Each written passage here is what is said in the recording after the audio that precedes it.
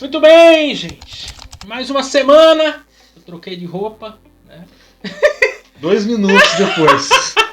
Né? Pra vocês passou uma semana pra vocês verem esse vídeo sair. Pra nós passou 2 minutos só. Pra você ver como que é a mágica aí da internet, da televisão. Tudo, eu lembro de uma vez quando eu era mais novo, um irmão ganhou, acho que você conhece, Matusalém. Conheço, ganhou um caminhão. Ganhou o caminhão. Aí, era aquele programa Siga Bem Caminhoneiros, inclusive.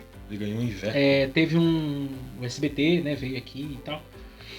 E você pensa que na televisão você vê tudo bonitinho, você acha que tudo é espontâneo. É nada, é tudo combinado na televisão. Eles combinam até o que você vai falar, se deixar. Então aqui, né, lógico que o que a gente vai falar a gente não combina, porque não dá nem dá pra fazer isso.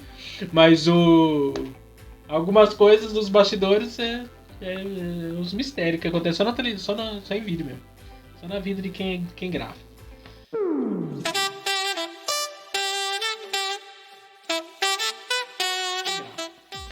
Mas vamos lá, gente, que a gente vai falar hoje sobre a importância da paternidade na vida dos filhos. Mais uma lição sobre filhos, nós falamos outro dia, né? Uma das primeiras lições, nós falamos sobre a predileção, né, dos pais por um dos filhos. E hoje nós vamos voltar a falar falamos também sobre pais zelosos, né, filhos rebeldes. E hoje a importância da paternidade na vida dos filhos. O texto áureo está em Efésios 6, verso 4, que diz: E vós pais, não provoqueis a ira a vossos filhos, mas criai-os na doutrina e admoestação do Senhor. A verdade prática é quando o padrão divino para a criação de filhos é negligenciado. Será que está certa essa frase? Quando o padrão divino para a criação de filhos é negligenciado, ou negligenciada, né? O padrão negligenciado. As circunstâncias são terríveis para. Por exemplo, se fosse a família conduta, cristã. seria negligenciada. Eu achei. Que determina como se fosse o gênero feminino. Uhum. Então ele foi negligenciado. Essa lição vai abordar, né, os filhos de Eli. Não vou fazer a leitura também do texto. E os filhos de Samuel, né? 1 Samuel capítulo 2. Então, na aula né? passada, nós abordamos 1 Samuel capítulo 8. as duas situações de Ofni e Finéias e dos filhos de Eli, de Samuel que não vivia de fato uma... Sim, porque lembrando que Uma o livro ênfase. de Juízes termina com Sansão, né? O último. Ele foi o 12º dentro do livro de Juízes. Exatamente. Mas aí temos Eli, que também era um juiz. E Samuel. Então Samuel foi o último dos últimos, Exata, o último dos em moicanos. tese, e um dos primeiros profetas daquela nova época também, né? Que ele era sacerdote, porque a família dele era de sacerdotes, juiz e profeta. Né? Só que daí nós temos esses dois casos sérios aí. Né? Eu nem vou fazer a leitura dos tópicos porque a gente não consegue seguir mesmo. Vamos falar do total, porque são muitas informações. E também são duas famílias que nós vamos abordar. Vamos focar, vamos afunilar para chegar na paternidade. Porque o primeiro tópico fala a paternidade dentro da família, o segundo, tipo de paternidade extrema. Né? Depois, o fracasso de dois pais, relapsos com os filhos. São dois exemplos, porque o que eu achei interessante da lição, eu achei bem interessante, um dos tópicos fala sobre isso, porque eles falam até da questão de pais ocupados demais, né? Por exemplo, como que o cara é sacerdote, é um pastor, né? Vamos traduzir para a nossa linguagem. O outro é profeta, é um pastor conferencista ainda, nacional, e que lidera pessoas, aconselha pessoas, famílias, etc., e os próprios filhos na imoralidade, no pecado. Então, Os filhos de Samuel na ganância, na é avareza. o que eu vou perguntar pra você. Pais ocupados geram filhos ocupados? Sim. Com certeza. Ocupados com alguma coisa. Igual aquela questão. Pais que amam demais a igreja são pais eclesiomaníacos. O que são pais eclesiomaníacos? Repete, que essa é uma frase e palavra nova essa. Não, pais... Maníacos. Eclesiomaníacos. O que significa isso? Eclesiomaníacos. Gostei dessa palavra. Pais eclesiomaníacos tornam seus filhos ocupados com outras coisas. Sim. É aquele pai que ele visa tudo na igreja. Por exemplo, hoje é sábado, não tem trabalho na igreja. Não, Pai, vamos no show. Não. Ele cria. Você lembra Ele é tão viciado. que Não a tô dizendo gente- que seja errado. Você lembra que a gente zoou as irmãs do Coque? Que é oração de manhã, de tarde, Esse à que é o noite, é problema. visita na Esse casa que é o das irmãs, problema. ensaio, é não sei o que e tal. E o marido Esse que é o problema. é aquela irmã Esse que que é o tem problema. os cabelos assim, Sai pra lá. né? Tem trança. Sai pra lá. É O difícil. marido nem acha as partes lá. Exatamente. Você já sabe o quê? Só que existe o outro lado disso, que são homens assim também. Sim. Né? Tanto mulheres que existem assim, que a casa, a pia tá desse tanto de louça assim, os filhos remelento, ranhento, sujo, o marido que parecendo Mazarope. Olha, né? olha a fala do apóstolo Paulo. Quem não governa bem a sua casa, como governará bem a igreja? E nós estamos falando do contexto de Samuel, de Eli. Sim. Que Aí não ele- tinha tantas atividades como temos o. Porque hoje nós vivemos um dia ocupado. É difícil achar uma hora do seu dia que você tá de boa, não tá fazendo nada. Aí você vê, os pais que se atêm muito à igreja matam os filhos. E pais Não que só a igreja, ao trabalho, qualquer outra coisa. Agora eu falo do contexto da igreja porque ele pensa o seguinte: eu tenho que ficar 24 horas na igreja pra mostrar que de fato eu sou. Não, certo. outro dia Não. eu vi uma. Eu tenho uma colega. Outro dia ela. Revi ela. E ela estudou comigo, inclusive. Eles são um casal, pastoreio. E ela é uma pessoa muito ocupada, sempre foi. Já do perfil dela, trabalha. Só que outro dia eu falei assim: eu queria saber que hora que você dorme. Na sua agenda, onde tá a hora que você dorme? Você desliga. Porque ela trabalha, agora é mãe, né? Nasceu o filho. Eles pastoreiam a igreja. Estão fazendo faculdade. É perigoso. Aí eu falei pra ele assim: não, vai, pelo amor de Deus, arruma uma hora nessa agenda aí pra dormir, pra tirar férias. Claro. Né, pra fazer alguma coisa em nome de Jesus. Porque isso daí, essa coisa de acúmulo, porque ainda mais nessa geração, se você falar assim, não estou fazendo nada, parece que você não fazer nada nesses dias, parece que é um pecado. Parece que as pessoas têm um orgulho de dizer, não tive tempo. Não sei o que. Esse acúmulo de atividades que muitas vezes não está produzindo nada, absolutamente nada. Peraí, tem alguma coisa errada aí. Tá conseguindo administrar tudo? Você tá abraçando o mundo, mas tá conseguindo administrar tudo que você tá abraçando? É a questão, pais que abraçam tudo, eles perdem os filhos. Você pode falar, mas é bom a posição de um pastor? Não, é a babá que cuida, é a professora não. na escola que educa, é a avó, o vô. Eu preciso entender qual que é a função de um pastor. É aquela questão, Miquel, do que vai adiantar você pastorear uma congregação com 100 membros, você cuida de 100 famílias, e você perde a sua. Por isso que nós estamos vivendo uma realidade hoje, não sei se existia isso tão fortemente, existia, né? Mas existe uma doença, duas doenças que estão, uma é mais incomum, que é o burnout, excesso de trabalho, excesso de atividades, excesso de tudo, que leva inclusive a outra doença que está em alta, que é a depressão, e que surge uma consequência grave que está acontecendo inclusive no meio eclesiástico, e alguém fica se perguntando por que isso está acontecendo no meio eclesiástico, por quê? O suicídio está acontecendo no meio eclesiástico, por quê? Afinal de contas, sobrecarga, gente. Como que pode? Hoje o pastor, ele não é só o pastor. No passado, o cara ele pastoreava ali umas 50, 100 pessoas. Ok. Mas não tinha essa coisa de internet, não tinha essa coisa de rede social e tal. Então o pastor ia lá de vez em quando na casa do irmão. Se tinha telefone, ligava pro pastor, alguma coisa. Não, hoje você tem o WhatsApp. É 24 horas. É 24 horas por dia o cara tendo que lidar com crente problemático, uns terra seca. Os crentes difíceis. Imagina, nós falamos de Moisés aqui. Moisés pediu a conta. Moisés estava querendo ser demitido. Falou assim, me demite. Eu não aguento mais. Embora a Bíblia não fale que os filhos de Moisés chegou a Bíblia não fala, né, do que aconteceram depois dos filhos de Moisés. Mas a Bíblia não diz que eles se perderam também. Se tivesse se perdido, a Bíblia ia falar, né? Os filhos de Arão falaram. Só que você vê o quê? Algum problema tem. Suicídio entre pastores, burnout entre os pastores. Pastores aconselham pastores, melhor, pastores aconselham ovelhas. Mas não tem ninguém. Quem que aconselha pastor? Tem pastores que estão sobrecarregados, Miquel. Tem pastores que estão infartando. E tem pastores que já perderam seus filhos. Tem um pastor americano. Já perderam. Se eu não me engano, é o pastor hoje de uma das maiores igrejas dos Estados Unidos, esqueci o nome dele. Uma das filhas dele, se eu não estou enganado, saiu da igreja e foi para as drogas. Não tem aquele filme A Filha do Pastor? Sim, também. Então. Uma das filhas dele saiu da igreja e entrou no mundo das drogas. E ele era pastor de milhões. A igreja dele é uma das maiores igrejas dos Estados Unidos. E tipo, meu Deus, como que eu sou pastor da maior igreja do país e a minha filha tá distante? Inclusive aqui na nossa cidade nós tivemos um caso assim, de um pastor que é missionário, que o filho dele foi pra cadeia. Como que eu sou missionário? Eu tô no campo missionário, meu filho tá na cadeia. Parece um contrassenso. E aí as pessoas, um dia a igreja se reuniu para dizer, pastor, nós nunca oramos pela sua filha.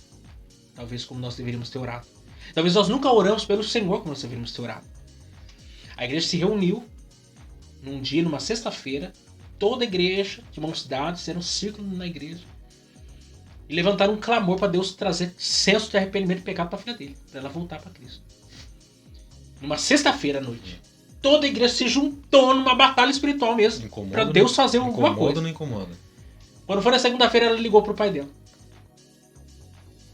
Ela já tinha saído de casa, já estava meses fora de casa, mal e mal se comunicava. Na segunda-feira ela ligou pro pai dela e falou assim, pai, me explique o que aconteceu na sexta-feira à noite em tal hora. Vai, incomoda! Você tá entendendo? Eu tô falando, incomoda. Inclusive o pastor Jeremias Pereira, é pastor da 8ª presbiteriana em Minas Gerais, Belo Horizonte, a equipe pastoral dele ora de maneira diferenciada pela vida dele. Eles não oram para Senhor abençoe o pastor Jeremias Pereira, não. Cada dia da semana eles oram numa funcionalidade. Senhor abençoe o pastor. Na terça-feira, Senhor abençoe o pai Jeremias Pereira. Abençoe o esposo. Sim. Abençoa o conselheiro. Abençoa o amigo. Pastor. Você tá entendendo? Porque você cumpre vários papéis. Várias funções. É uma pessoa, mas você tem vários papéis no contexto social. E às vezes o cara é bom numa coisa, é bom pastor, mas não consegue ser bom pai, não consegue ser bom esposo, não consegue ser bom filho, não consegue ser bom amigo. O que falta então? Entender o sentido da palavra equilíbrio. Ou um livro bom. Eu tenho esse livro em casa, Limites. Quando dizer sim, quando dizer não. Tem coisa que o pastor tem que dizer. Pastor, eu preciso do senhor agora na igreja, porque vai ter uma reunião para tratar de um assunto problemático. Qual que é o assunto? Ah, uma irmã, ela tá com a unha encravada e ela quer que o senhor venha aqui para orar por ela. Você conhece podóloga? Não, e o cachorro? Podóloga. É oração pelos animaizinhos. Você conhece uma podóloga? Irmã, liga para um podólogo. Eu tô saindo com a minha família agora, eu não vou. Não, mas o senhor tem que vir com o seu pastor da igreja. Eu não vou. É toda vez que eu vou sair com a minha família, eu tenho que deixar minha família para resolver problemas de outro, que são problemas simples. Lembra de Jetro? Sim. De Reuel. Jetro e Reuel, a mesma pessoa. Sobre de Moisés. Moisés, vai sobrecarregar a sua cabeça. Você tá querendo ser egoísta. O Jetro estava querendo mostrar isso para Moisés. Você é egoísta. Você quer resolver o problema de todos os problemas? Divide a turma aí, camarada. Lembra lá, eu gosto da figura de Arão e Ur segurando os braços. Ele não tava nem conseguindo segurar os braços de pé. Nem se manter os braços de pé ele conseguia. Agora pergunta para alguns filhos de pastores. Por que você não quer congregar mais? Aí que eu quero chegar. Por que você não quer congregar mais? Por que tem filho? Alguém fica perguntando assim, porque os filhos dos pastores, coitado, eles têm que ser os mais santos da igreja. Não pode jogar futebol. Eles não podem pecar, eles estão na vitrine. Não pode ir na praia. Eu tava comentando, ontem nós tivemos aniversário da irmã Licinha, né? Esposa do pastor presente aqui da Assembleia de Deus Espírito Meu Galo. E a irmã Dulce pregando, ela falou uma coisa assim, né? Eu achei interessante a abordagem dela. Ela falou assim, só tem um dia que eu gostaria de ser mulher do pastor. Que é o dia do aniversário da mulher do pastor, né? Que você recebe todo aquele abraço do povo, os presentes e tal. Só que nos outros dias eu não gostaria de ser. Por quê? Porque a mulher do pastor, ou qualquer pessoa que está em posição de evidência, ela tem que ser perfeita. Ela tem que ser amiga. Todo dia você tem que estar com sorriso no rosto. Então, se cobra uma feliz, perfeição. Alegre. Se cobra uma perfeição. Ter palavra de sabedoria o tempo todo. Claro. Você não pode ter problema no teu casamento, porque o pastor também não pode ter problema. Não, pastor não pode ter crise no casamento, pastor não pode ter problema com o filho, pastor não pode dever, pastor não pode ter nada. Ele tem que ser perfeito, porque a posição dele requer isso. As pessoas esperam isso dele. Só que a gente sabe que o pastor fica doente, a gente sabe que o pastor tem problema com esposa, com filho, etc. Infarta. Tem AVC, tem derrame. Você tá entendendo? Então, a cobrança, muitas vezes... Por que tem filhos que não gostam da igreja? Por causa disso. O pastor Jeremias Pereira, eu gosto de usar ele como exemplo, porque ele é engraçado do jeito dele falar. Um dia ele... Com essa mentalidade, começo do ministério, não... Que meus filhos têm que ser os melhores filhos, que tem que ir pra igreja, que tem que estar lá na escola dominical. Daquele jeitão dele falar. Aí um dia ele acordou, porque ele é casado de novo, porque a esposa dele morreu de câncer, inclusive. Pastor fica viúvo. Tem esse detalhe também. A mulher fica cancerígena, porque Deus pode fazer milagre na vida de todo mundo. Aí o pastor, às vezes Deus não quer fazer milagre na vida dele, na família dele, e aí? E ele vai largar o ministério, vai abandonar o barco por causa disso? As pessoas esquecem dessas coisas, esses detalhes. E aí ele casou de novo, né? E aí, como juntou os filhos da esposa nova com os dele, né? E os filhos dele era tudo pequeno quando morreu a primeira mulher. Entrando na adolescência, pré-adolescência. E ele um dia acordou no domingo, escola dominical, falando: nossa, eu queria tanto dormir até mais tarde hoje. O pastor falando. É um pecado, né? O pastor não pode querer dormir até mais tarde. Nós queria tanto dormir até mais tarde hoje, falou pra mulher dele, tal. E o filho dele tinha saído no dia anterior pra uma festa na casa dos amigos. Chegou tarde. Mas o filho de pastor tem que estar na escola dominical com o pastor. Aí chegou lá pro filho dele de manhã, assim, acorda que você tem que ir pra escola dominical. Aí o filho dele olhou pra ele e falou assim: pai, vamos falar a verdade. Se o senhor pudesse, se o senhor não fosse pastor, o senhor ia pra escola dominical hoje? E parece que ele tinha lido a mente dele mais cedo. Aí ele pensou, falou assim: vai dormir, moleque, vai dormir. Porque eu não posso muitas vezes colocar uma carga, porque eu torno a vida. Eu não tô dizendo que você não tem que levar seu filho para a escola dominical, não é isso que eu tô querendo dizer. Mas eu tô dizendo que muitas vezes eu torno um inferno a vida dos meus filhos ao ponto dele não querer gostar da igreja. Dele achar que a vida do pastor, inclusive dele odiar pastor por causa que o pai dele foi pastor um dia. Eu conheço um, não vou fazer citação de nome. Eu estudei com o filho desse pastor presidente. De um dos campos do estado de São Paulo, do Ministério do Belém. Eu estudei com o filho dele, na mesma sala, éramos alunos da mesma universidade. E ele fala: se você perguntar pra ele, você não tem vontade de ser pastor presidente? Eu falei: não. Por ver o que meu pai passa. O pai dele é pastor presidente ainda. Eu não quero isso pra mim. É uma cobrança o tempo todo, tem que estar ali. Essa cobrança do filho de pastor, qualquer coisa, você não pode fazer porque você é filho de pastor. Ah, nós vamos na pizzaria. Não, você não pode. Você é filho do pastor. Nós vamos jogar futebol. Nem pensar. Você não pode nem pensar em aproximar do campo. Aqui em Pinda, na época, negativo. Eu tive um professor que hoje ele não tá no nosso ministério mais, mas ele estava no nosso ministério. E na época dele, aqui em Pindamonhangaba, hein? Não podia televisão em casa. Ainda era da época que não podia televisão. Faz tempo isso já. Aí os membros não podiam, o pastor severo, não pode ter televisão. Um dia o membro foi na casa dele, ele era amigo dos filhos do pastor. Chegou na casa do pastor, tinha uma televisão lá. E o pastor, e ele não podia assistir televisão, não podia ver futebol, não podia ir no cinema, não podia ir nada. E na casa do pastor tinha uma TV. Quando ele ficou sabendo disso, acabou. Todo mundo comprou a televisão. Porque eu já fui em 2013, eu fui pra Arapongas, no Paraná. E tem igreja lá hoje, bem, já faz 10 anos, né? 2023. 10 anos atrás, tinha lugar que o povo não tinha televisão em casa.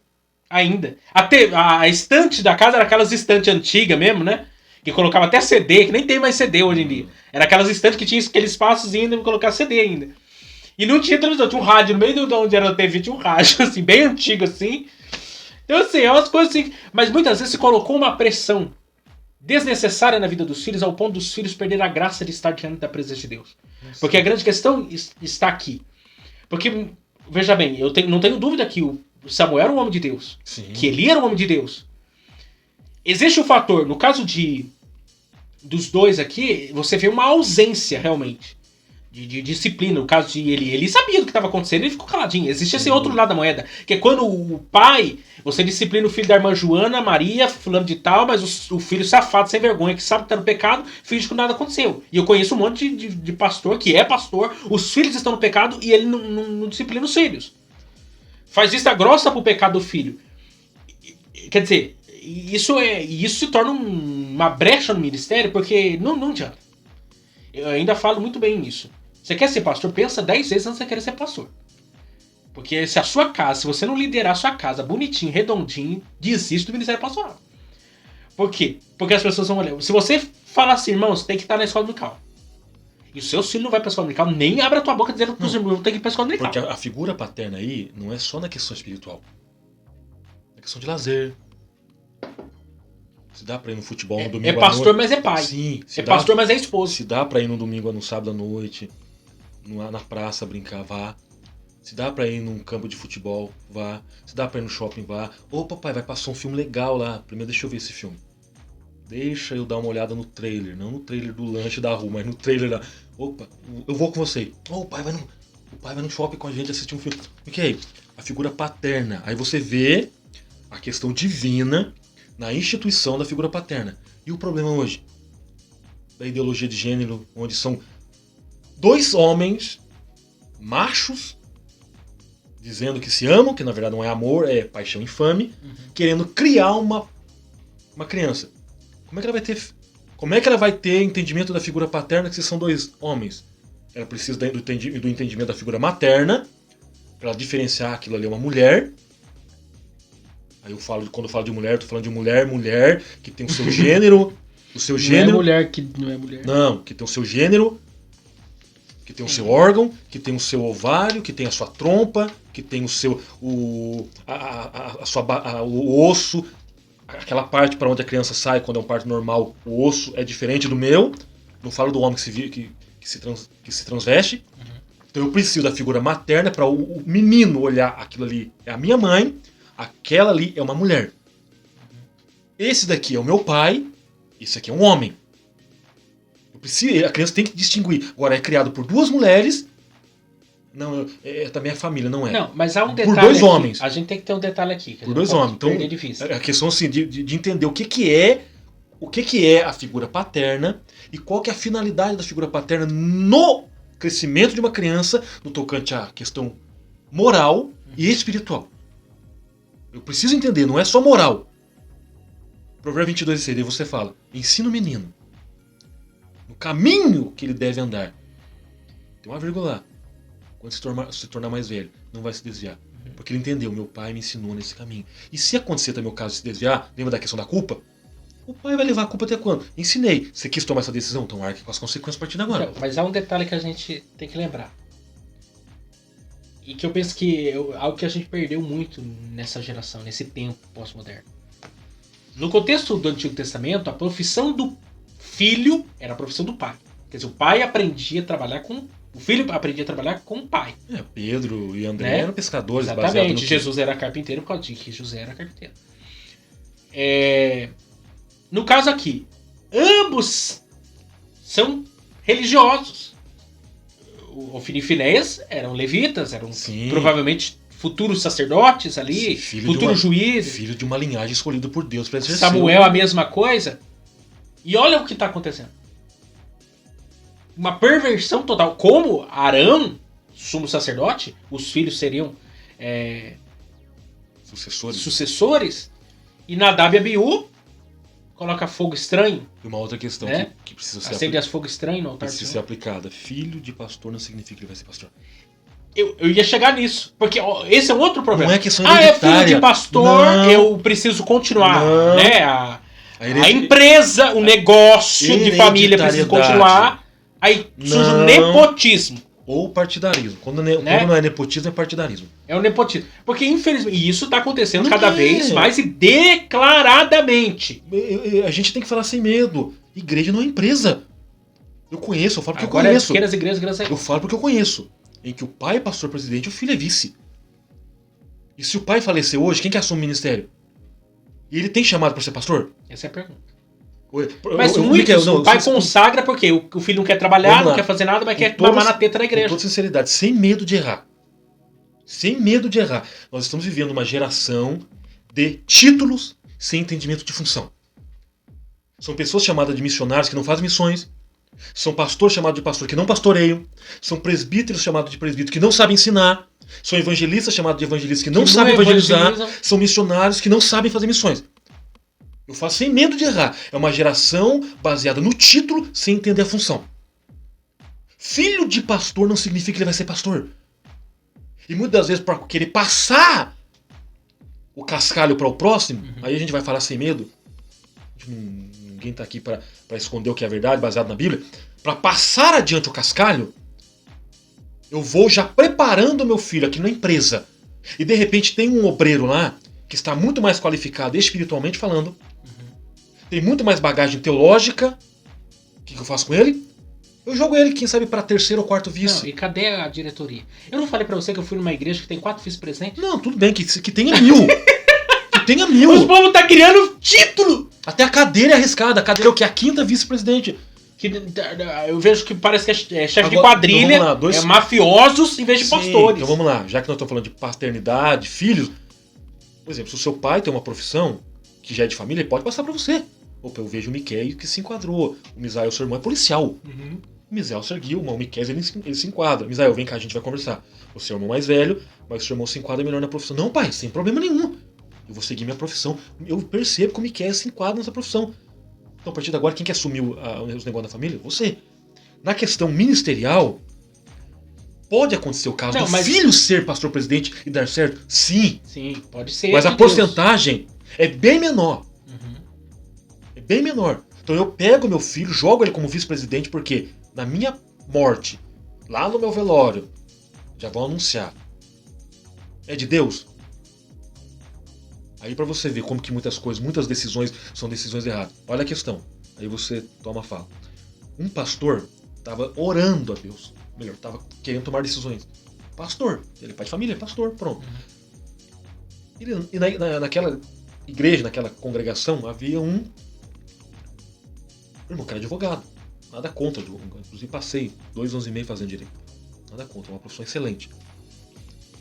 E ele falou, eu vou colocar esse advogado como presbítero da igreja. Porque ele tem uma boa oratória, ele tem um bom conhecimento, ele lê, ele está a par das informações, tanto jurídicas, provavelmente ele vai se ater às questões teológicas. O que é isso? Eu vou colocar ele como obreiro, como presbítero da igreja. Deus falou para ele, não. Você vai pegar aquele irmão e vai colocar ele como presbítero da igreja e vai colocar ele como diácono da igreja para ficar na recepção. Ele falou, não. Ele tem que ser um presbítero, porque ele é advogado. Deus falou, não. Mas é o quem pensa que hoje em dia se consagra. Então, mas só pra você ver quando alguém está fora da direção. Aí ele falou, não, está errado. Deus falou, pega ele, coloca lá na porta e pega aquele irmão e coloca no púlpito. Ele falou, tá alguma coisa errada aí. Aí ele acabou relutando. Ele falou, quer saber de uma coisa? Eu vou fazer o que Deus está pedindo. Chamou o irmão que é advogado, olha, eu tô orando a Deus e Deus pediu para mim consagrar o irmão ao diaconato. O advogado olhou para ele, exatamente. Então é de Deus. É isso mesmo. Qualquer estratégia, Miquel. Se você é advogado, está na recepção, quem passa pela porta, ou quem passa pela calçada, vai olhar e falar, opa, se na porta eu vou ser recepcionado por um advogado, o que não deve ter lá dentro? Pode ser que o pastor seja um juiz, pode ser que tenha um desembargador. Olha a estratégia de Deus para atrair pessoas. Não, mas a visão. A visão. Eu acho lindo isso no reino de Deus, porque o camarada ele pode ser no mundo secular um desembargador, um juiz, ele pode ser até um engenheiro que for, presidente, o dono de uma multinacional que for. Se ele entra pro reino de Deus, ele vai ser servo. Dulos. Ele vai entrar para ser servo. Se for para limpar o banheiro da igreja, ele tem que limpar o banheiro. E ele vai entender a função dele. E não vai brigar. Não vai torcer o nariz e limpar o banheiro da igreja. Não. Você entendeu o que é o evangelho? Por isso nós estamos tratando com a questão da paternidade. O pai precisa ensinar para o filho. Você quer o ministério? Quero. Você sabe o que é o ministério? Você me observa no ministério? Sim. Tem filhos de pastores que serão pastores. Sim. Mas, porém, veja bem, tem filhos de pastores que não serão pastores. Eu tenho que entender isso. Até o Douglas Gonçalves, que é filho de Josué Gonçalves. Sim. Quando ele era mais novo, o pessoal falava pra ele assim, que ele ainda não tinha ele não tinha uma chamada ainda, né? Deus não tinha despertado nele a chamada ministerial. Então ele sempre era chamado como filho de Josué Gonçalves. Né? Essa era a identidade dele. Hoje, que Deus chamou ele pra algo, alguém chega no pai dele e fala assim, você que é o pai do Douglas? Muda a coisa. Quer dizer, chega o tempo, quando Deus chama uma pessoa, por exemplo, hoje você e os seus filhos, alguém vai chamar, você que é o filho do Gediel, mas se um dia Deus chamar seu filho pra ser alguma coisa, fala assim, você que é o pai do Benjamin, do Daniel, vai mudar a coisa, como acontece hoje comigo. No passado eu era o filho do Vanderlei. Hoje alguém fala assim, você que é o pai do Miquel. Ou irmão, né, que o pessoal diz que nós é irmão. Então. Mas por quê? Porque Deus, a chamada quem faz, e o chamado, quem escolhe, quem vocaciona, é Deus. Ponto final. É uma graça que Deus chama, vocaciona. No contexto do Antigo Testamento é mais complicado isso, porque uma tribo inteira era destinada sim, a mesma a coisa. esse trabalho. Né? Vamos tentar, a gente já Vamos tentar entender pelo reino animal. O filho do leão, ele vai ser o quê? Ele vai assumir, vamos dizer, o harém, vai assumir Sim. o contexto de reino. Há a possibilidade do leão olhar pro pai e dizer, eu não quero ser carnívoro? Eu não vou ser leão? Eu vou ser vegetariano e vou andar com as zebras? O pai vai olhar pra ele. É a história do Rei Leão. Negativo! É a história do Rei Leão. Sim! O que o pai vai dizer pra ele? Negativo. Você é meu filho, você é leão. E logo você vai ser leão. E vai Não, agir, você me fez lembrar de uma você vai história. agir como leão. Aí vamos lá na questão espiritual, ministerial. Eu sou pastor. Isso não significa que você vai ser pastor. A não ser que eu observe em você traços ministeriais. Opa, eu chamei meu filho para dar uma palavra. Tem que ser um testemunho da Sim, igreja. A igreja tem que testificar o dom. Exatamente. Bobo é quem pensa que a igreja não sabe quem tem chamado ou não. Aí vem a questão. Olha, vai ter o culto de jovens. Eu quero que você dê uma palavra de 15 minutos. E a igreja vai estar lá. Opa, você viu o filho do pastor? Fiquei pela madrugada. Eu tava olhando esse texto, nunca tinha enxergado por esse ângulo. Você viu a clareza. É igual o pai dele. Então você enxerga, já é um ponto. Aí ele falou, opa, mas a mensagem do filho do pastor, que mensagem de Deus. Então a igreja está percebendo, ele tem os traços ministeriais. Aí de repente, 15 minutos, ele esmola. O que é dar esmola pra igreja? É não dar nada. Ou ele enrola, ele trabalha pra sadia. Você sabe quando um obreiro trabalha pra sadia? Enche linguiça o tempo inteiro. Eu acho engraçado porque as pessoas, quem não conhece meu pai, pensa assim, nossa, o Miquel é muito duro. Eu não sou nada, você que não conhece meu pai pregando. Eu sou fichinha. Imagina se fosse sua mãe, então. Agora, deixa eu falar. A história uma águia, né? Que as águias faziam seus ninhos nas árvores mais altas, nas penhas, das rochas. E fez lá o seu ninho, o ninho tava furado. Rolou o ovo lá embaixo. Foi parar lá onde? No galinheiro. No ninho da galinha. No ninho da galinha. Foi parar no galinheiro o ovo da águia. Aí tá. Nasceu a águia, né? No meio das galinhas. Junto com os pintinhos. Junto com os pintinhos. A galinha adotou a águia como filho. E daqui a pouco a águia tava lá, igual os pintinhos. Ciscando, né? Cantando, piano e tal. Aí ela vê a águia passar por cima do galinheiro, né? Bonita, abrindo aquelas asas de 3 metros de envergadura. Tal. Assim, nossa, eu queria tanto ser uma águia. E aí ela vai, levanta a voa e vai embora. Tem pessoa que é assim. Dom é isso. Dom é uma coisa que tá dentro de você. Você já nasceu com aquela essência. Você pode te colocar no meio de um galinheiro e até querendo te forçar a ser uma coisa que você não é. Mas se você é outra coisa, sua essência é outra, sua natureza é outra, isso vai ter um momento que vai se despertar. É assim que é as coisas. E os pais no tocante à vida secular, qual profissão que se encaixa com você? Ele vai dando as diretrizes. Eu gosto de cuidar de pessoas, então ele tem tendência a ser um médico, um psicólogo. Não, mas lembra a fala do Hernandes, ele diz: como que eu tenho certeza que eu fui chamado para o ministério? Todas as portas estão abertas diante de mim, mas eu só consigo ver uma porta aberta. É a do ministério. Então, e aí? Porque alguém pensa o seguinte: quando todas as portas se fecharem, aí eu vou tentar a sorte no ministério. Eu vou abrir uma igreja. Eu vou abrir uma igreja, eu acho que Deus está me chamando para o ministério. Alguém pensa que a última opção é o ministério. Não! A porta do ministério... Existem vários exemplos. Eu tive um professor que ele largou a faculdade de veterinário no último semestre porque Deus chamou ele para o ministério. O Alan. Exatamente. Sim, o próprio Martin Lloyd Jones era médico, conceituado. Sim. Abriu mão de ser médico para ser pastor. Sim. O próprio, se eu não me engano, o Wesley Wu, que pregou aqui, morou aqui em Pinder, a área dele era outra. Era administração de empresa, eu acho, alguma coisa assim. Deus chamou ele para o ministério. Ele abriu mão de tudo. Foi para fazer a obra de Deus. E quantos que Deus nos chamou? Pega Isaías na Bíblia. Isaías era conselheiro do palácio, era primo de Uzias, era o cara da nata. Chegaram para Billy Graham e falaram: Billy Graham, por que você não se candidata a presidente dos Estados Unidos da América? Você tem influência. Ele respondeu: sabe o quê? Você acha que eu, sendo pastor da nação, vou me rebaixar a posição do presidente? Então. Olha, Miquel. Então aí você vê, olha a importância da paternidade no tocante à questão moral, ética, espiritual. Então, o Fini Finés era para ser sacerdote? Sim. A linhagem. O que aconteceu com eles? A Bíblia diz que eram filhos de Belial. Filhos de Belial é uma palavra forte. Quando nasce o filho lá de um deles... Icabod. Foi-se a glória de Deus. E o que é filho de Belial? Ele recebe a notícia, a cara cadeira que é o pescoço. Porque era rechonchudo. A morte mais sem graça da Bíblia é a morte dele. Foi-se a glória de Deus. E vamos lá. Olha o legado que ele deixou. Qual que é o sentido da palavra Belial? E veja bem, a terceira geração, hein? Eli, Ofni e Finéias e acabou. Foi-se a glória de Deus. Mas A terceira geração é a geração que mais sofre. A Assembleia de Deus, nós estamos vivendo a terceira geração. Por que às vezes a gente fica... Tivemos aula sobre avivamento. Por que tá faltando avivamento? Porque a gente tá vivendo na terceira geração. A geração que quem lidera é quem? É o Ofni e Finéias. Sim. Então que Deus tira o Ofni e Finéias e mande um... Aí tem que pegar um grande avivamento. Tem que mandar Davi, porque Davi que trouxe a Arca da Aliança de volta. Por causa que a Arca da Aliança foi levada embora. Sim. Né? Tem que haver uma reestruturação de tudo. Né? Gente, semana que vem nós vamos falar sobre uma família nada perfeita. Deixa eu dar uma olhada aqui. 63. Qual foi o texto base? E Davi nasceram filhos. Se eu não estou me enganado, vai ser a passagem de Absalão e Aminon? Deixa eu ver. Exatamente. Tamar, Absalão, Amon, Jonadab. Vai ser a família de Davi e as suas negligências também. Então, semana que vem nós estamos aí.